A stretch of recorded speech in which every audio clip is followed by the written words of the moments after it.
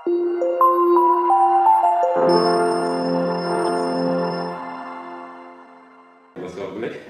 Cheikh Bamba waaye nañ ci sànni kàddu yu ndaw rek yu gàtt ndax suñu teewaay fii dañ ko def ci turu Sénégal xam naa ni commission la mais j'ai pas reçu d'invitation de mon grand frère Thierno mais quand même il m'avait fait une belle dédicace yónnee ma livre bi mais dama jàpp ni li mu bind ci téere bi mu bind ko teg ko ci xam-xam bind ko avec exactitude mais bind ko surtout avec un style qui m'a surpris ndax man pour man technicien yi seen tubaab moom léeg-léeg tubaabu arithmétique la waaye ma gis ci style ak style littéraire boo xam ne ça m'a agréablement surpris dama jàpp ni li na ci téere bi alalu Sénégal la dépassé na léegi la personne de Thierno Alassane Sall moo tax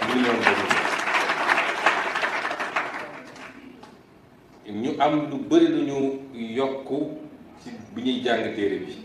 parce que man bindoon naa téere ci lenn ci li mu traité fii wax ci lu bëree bëri ci jamonoom mu andi woon coow ci réew mi waaye may dalal xelu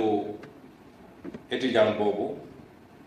ndax man sama bos ko génn rek ñu craqué ko daal koy distribuer ci WhatsApp moo tax ngeen jot ci facilement mais jàpp naa ni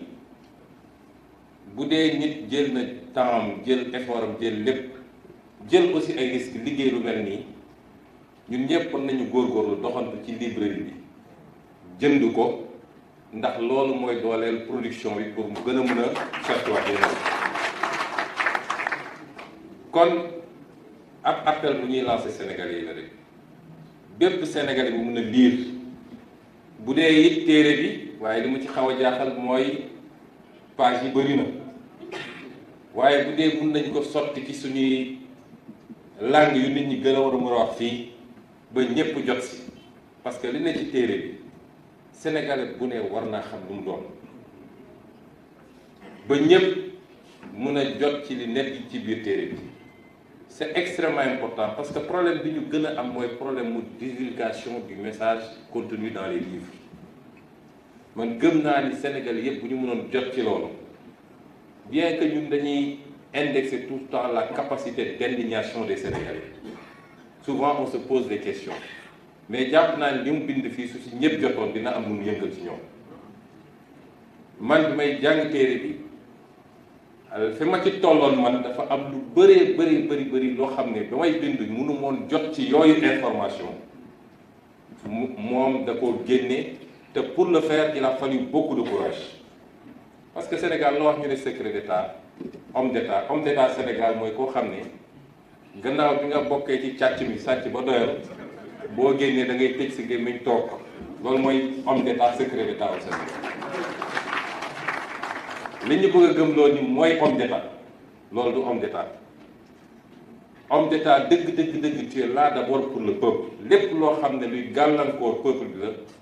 waroo ci ànd ak ay nit di ci def complicité bu boobaa dootoo homme d'état ci bande yi nga bokk rek kon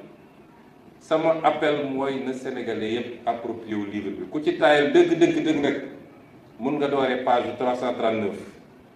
jëm kaw ndax dafa bokk ci li ñu gënoon soxal ñun mooy xeex bi nga xam ne suñu alal gi war a defar Sénégal muy pétrole ak gaz gi ñu yàlla wërsëgale ñu sàggane ko ba Macky Sall ak ay ñoñam toog sañ koo jaay sur 16 millions de Sénégalais ñoom ñu jaay ko wala sax saraxe ko laa bëgg a wax loolu bokk na ci ñu gën a soxal te ñu dañu gën jusqu'à présent c'est pas trop tard pour revenir sur ça Premier ministre wax na ko léegi mbir mi jeexagul am na lu ñu dul wax waaye am na ay citoyens sénégalais yu continuer xeex boobu te nañ ko continuer ba fa muy yeggee nag parce que alal boobu il faut mu dellu si ci réew mi kon Thierno ñu ngi leen di féliciter di wax sénégalais yi nii lii mu def yombut doyen di wax léegi ba interpeller la classe politique dama jàpp ni du fii la classe politique bi war a tontoo loolu parce que processus de cheminement la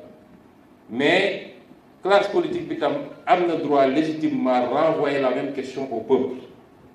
mooy léegi ñuy xeex dëgg pour dëgg Sénégal ils se sentent très seuls. ils se sentent très seuls te dama jàpp ni lenn ci askan bi ñi leen di lor di leen teg coono gi ñuy dund li tubaab di wax leur bourreau tolérance bi ñu am ci ñooñu kii xeex ngir dëgg kese ak njëriñu ak askan bi bu ñu ne woon faxasalu na sax ñu jël ko def ko benn affaire bu rëy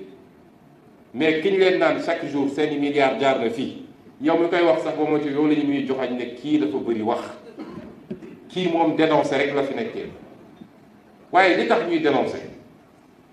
problème corruption buñ ko réglé Sénégal réglé nañu une bonne partie de nos problèmes parce que diggante fuite des capitaux ak li ñuy perte ci corruption bi nu mu tuuti su matul budget Sénégal jege na ko loolu boo ko amoon di nga mën a def politique d'éducation di nga mën a def politique d'emploi ak yeneen kon ni mu def yombul te gis ngeen ni saa su ko nit defee appareil bi yëpp la ñuy organiser am lenn lu ñu téye ci si ay waxkat am lenn lu ñu téye ci ay médias daal di chargé ko ci saa si il faut ñu def ko ab dëmm loolu nag la ñu bëgg a attirer attention wu askan wi gis nga lii Thierno bind bu amoon lu toll ni tarfat fay loo xam mën nañ ko ci toppee heure bi mi ngi ci procès kon fu ngeen mën a dégg mu ne ci télé yi di wax Thierno nii la mel Thierno nele la mel ba melu biir xam leen ni Macky Sall ak fi mu toll ci Sénégal ak fi mu jaar ak opposant mi bu amoon lu toll ni virgule ci Thierno heure bi mu nga rëbës kon lu nit mën a wax rek jàpp leen li Thierno wax mooy dëgg ci li mu wax kon li ñu guddal ñu ngi leen di gërëm di leen sant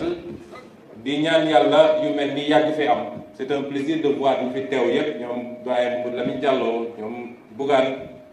ak ñi fi teew ñëpp ñu ma xàmmee ñu ma xàmmewul docteur Babacar effectivement Sénégal dafa nekk à la croisée des chemins il y a des options à faire il y a des décisions à prendre et c'est des décisions importantes qui transcendent nos personnes mais gëm naa ni su dee yàlla bëgg na Sénégal te gëm naa ni bañu ko ba tey il faut pas que ceux qui se battent qui sont devant ñu lay saaga ça passe ñu lay dóor ça passe ñu lay menacer ça passe mais baax na ci ñu sentir ni su dul askan wi yëpp lenn ci askan